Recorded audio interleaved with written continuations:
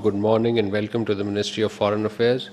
Let me begin with the key developments in the last 10 or 15 days.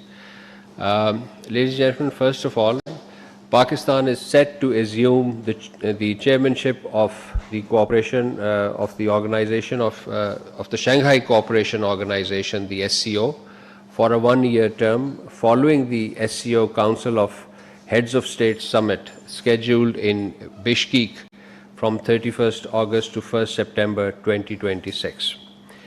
In this connection, our Prime Minister, His Excellency Mohammad Shahbaz Sharif, will be visiting Bishkek to participate in the SCO Council of Heads of State Summit, and he will also hold bilateral meetings with the Kyrgyz leadership. The hallmark of Pakistan's SCO chairmanship will be the SCO Summit to be held in Islamabad, hosted by Pakistan in 2027. Further details, including exact dates and program of the visit of the Prime Minister, will be shared with you in coming days. Ladies and gentlemen, Pakistan remained engaged alongside our brotherly countries in sincere and concerted efforts towards resolving the crisis in the Middle East and the Gulf, and with respect to the standoff between the United States and Iran.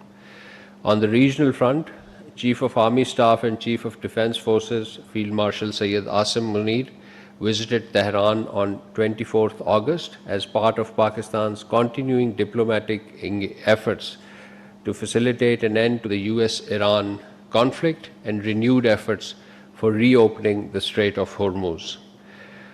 The discussions during the visit focused on regional de-escalation, breaking the military stalemate, and exploring negotiated settlement to restore regional peace and stability. The visit underscored Islamabad's sincere and constructive role in bridging differences between Washington and Tehran. The Iranian leadership appreciated Pakistan's efforts towards de-escalation and peaceful resolution of the conflict.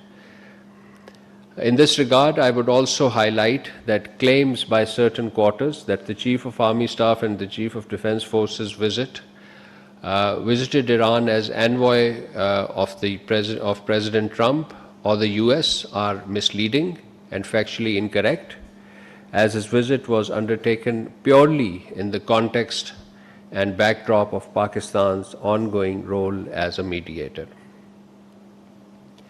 Parallel to this important development, the Deputy Prime Minister, Foreign Minister, Senator Mohammad Ishaq Dar also remained engaged with his counterparts in the region. On 14th of August, DPM-FM spoke with Egyptian Foreign Minister Badr Abdul Ateh, primarily on bilateral relations and regional development. In the last 10 or 15 days, the Deputy Prime Minister spoke thrice with the Turkish Foreign Minister Hakan Fidan on 17th, 19th and 25th of August, focusing on regional development and the cooperation and importance of dialogue and diplomacy towards regional peace and harmony. And on 24th August, the DPM-FM spoke with his Kuwaiti counterpart, Sheikh Jarrah Jaber Al-Ahmad Al-Sabah, reaffirming close bilateral ties and discussing regional developments and emphasis on dialogue, diplomacy and implementation of the Islamabad MOU. Pakistan will continue to actively pursue diplomatic engagement and support all sincere efforts aimed at reviving the peace talks and achieving a comprehensive, just and lasting resolution of the conflict. Moving on to the next topic, ladies and gentlemen, as you know, the Deputy Prime Minister, Foreign Minister is in London these days for an official visit to the United Kingdom. The visit focuses on Pakistan-US relations, regional and international developments, maritime security, Commonwealth engagement, and outreach to British parliamentarians and the Pakistani community.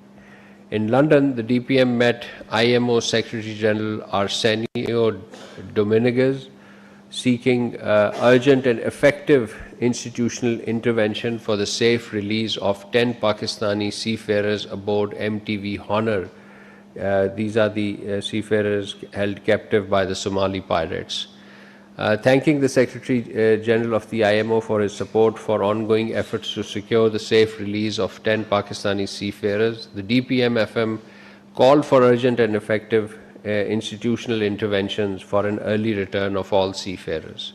Discussions also covered Pakistan-IMO cooperation in maritime security, regulatory reforms, and the blue economy.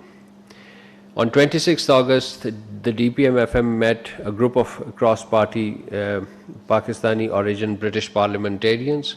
Discussion covered Pakistan-UK relations, the Jammu and Kashmir dispute, Pakistan diplomatic efforts for peace in the Middle East, Makkah Joint Defence Agreement, and the recent developments in Azad Jammu and Kashmir, including economic development, youth employment, and governance. Yesterday, the DPM-FM met the Commonwealth Secretary General Shirley Botchway. The DPM reaffirmed Pakistan's commitment to the Commonwealth and its principles, particularly youth development, climate resilience, economic development, and intra-Commonwealth trade. Both sides agreed to strengthen cooperation in youth development under Pakistan's co-chairmanship of the Commonwealth Youth Ministers meeting. The DPM-FM also briefed the Secretary General on Pakistan's role in facilitating peace between the United States and Iran. The Secretary General facilitated Pakistan's role in the US-Iran mediatory efforts and for contribution to regional peace and security. Prior to his departure for London, the DPM-FM had held important telephone conversations in the bilateral context. On the 19th August, he spoke with the Mauritanian FM Mohammed Salim Old Marzoug, discussing bilateral relations, multilateral affairs, cooperation, and reaffirming commitment to strengthening cooperation and bilateral ties. And on the 19th, he held an important telephone conversation with the United Nations Secretary General Antonio Guterres on matters of mutual interest and reaffirming Pakistan's support for multilateralism and central role of the United Nations.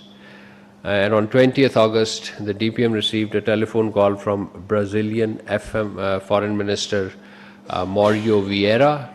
They discussed Pakistan's mediatory role and our efforts for the regional and international peace and security, multilateral cooperation, and agreed to strengthen mutual ties.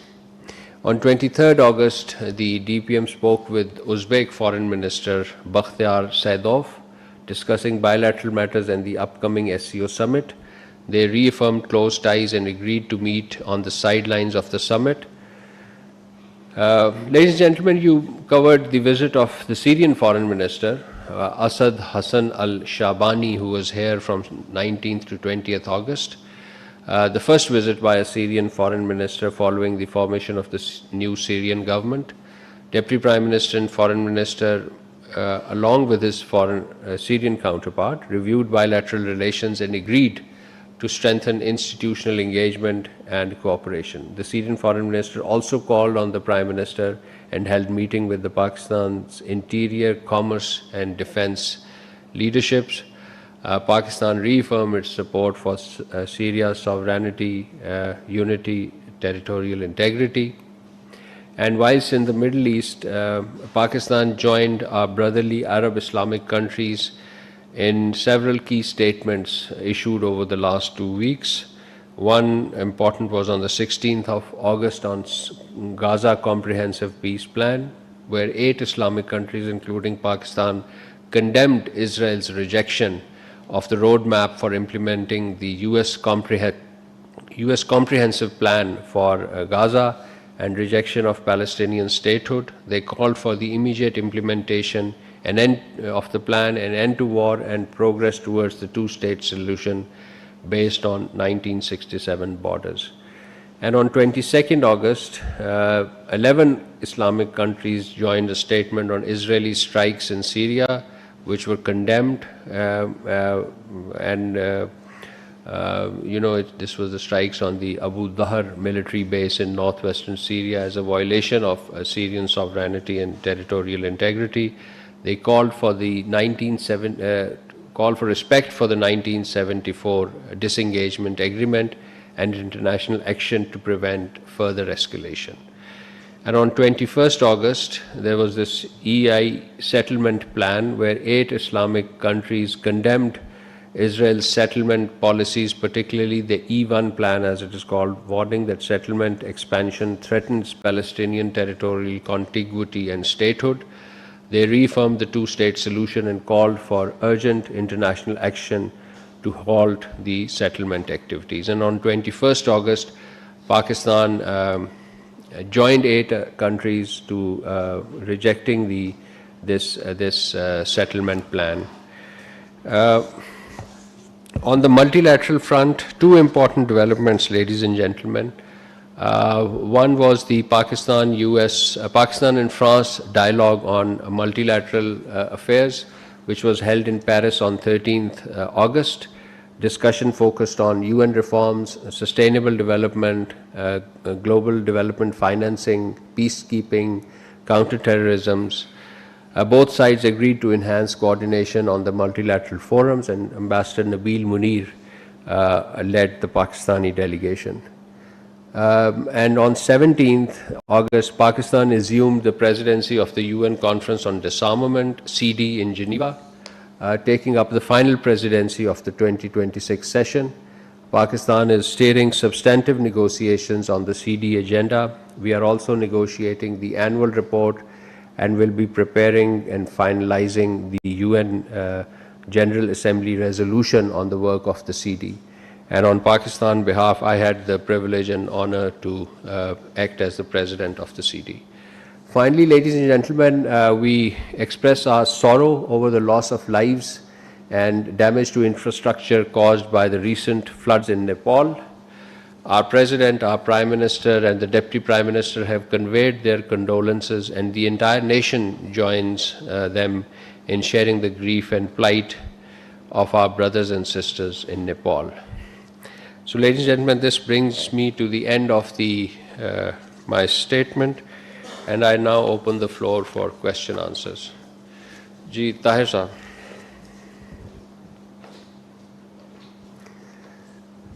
बहुत शुक्रिया ताहिर साहब। सवाल असल में मेरी उससे है जो कि मैं अक्सर नहीं करता ज़ात के हवाले से सवाल या अपने ख़बर से मुतालिक, लेकिन चूँकि और माजरत की कि वह आपने अफ़गानिस्तान का जिक्र नहीं हुआ, लेकिन मेरा सवाल अफ़गानिस्तान से मुतालिक है। और मैं भी अफ़गानिस्तान में था 2 हफ़्ते, तो मुझे वहाँ मिला मौका अफ़गानिस्तान के वज़ीर दाखिला सराजुद्दीन हक्कानी से, दीगर लोगों से भी। लेकिन मेरा सवाल उसके इंटरव्यू से मुतालिक है जो कि कुछ छपा भी है।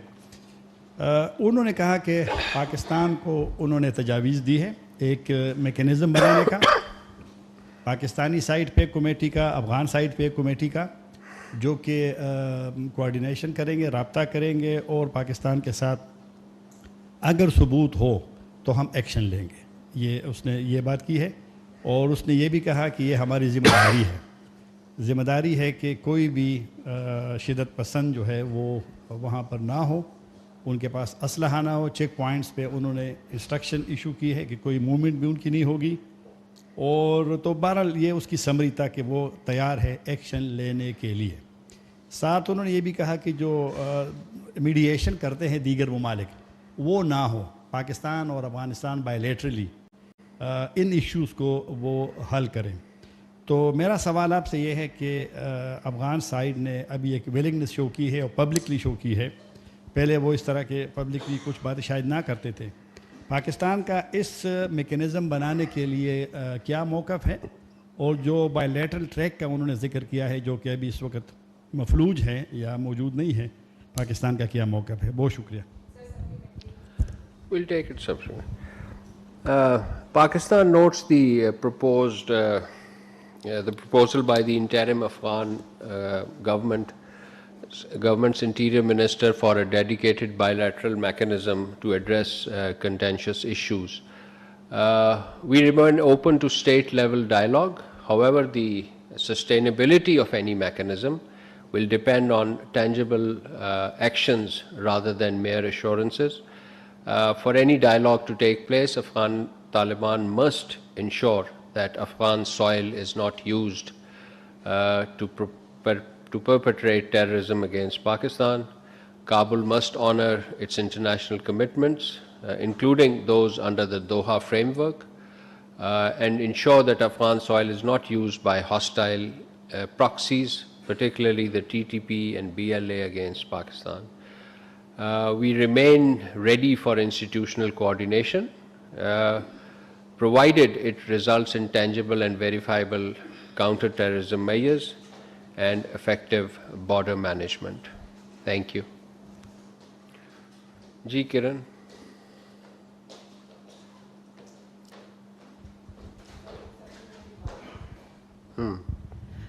Sir, my question is, Bangladeshi State Minister for Foreign Affairs said that Bangladesh could consider joining Makkah Pact.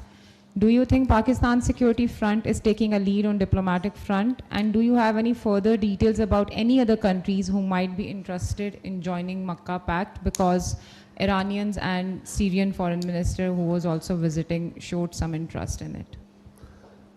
Makkah Joint Defense Agreement is a defensive framework aimed at safeguarding peace and promoting regional stability.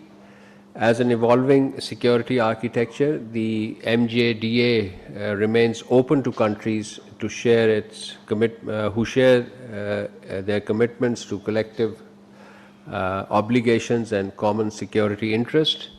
Any formal request will be considered in consultation with our partners in Riyadh and Ankara. The operationalization of MGDA, however, remains at an early stage. Thank you. Ji Anas.